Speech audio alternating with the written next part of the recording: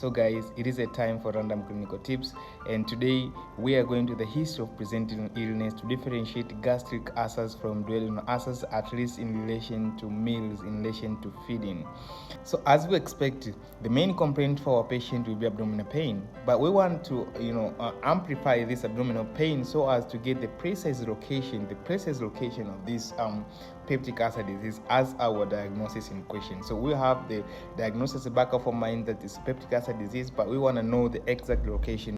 So the main question is the pain made worse by eating, or it is relieved by eating? So if the pain is made worse by eating, it's more likely that we're dealing with gastric ulcers. But if the pain is relieved by eating, it is most likely that we're dealing with duodenal ulcers. So what are the possible explanations? So when the patient is the presence of food in the stomach will result into release of gastric juice, and remember the gastric juice is acidic in nature. Say it contains the HCl, and the HCl is gonna make the environment even worse. So the pain will be aggravated, the pain will be made worse by the presence of food in the stomach.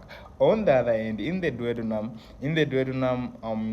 the presence of food will result into release of the pancreatic juice, which is alkaline in nature, and it's gonna neutralize the acid that is present, and it relieves the pain that is that was there. So the pain will be relieved by meals in duodenal ulcers, and the pain will be made worse by the presence of food in gastric ulcer. Now onward, it should be a routine to put the relationship between abdominal pain and the meals, association with meals and eating, and especially when you have the differential diagnosis of the peptic ulcer disease in the back of your mind. So for more flagship tips.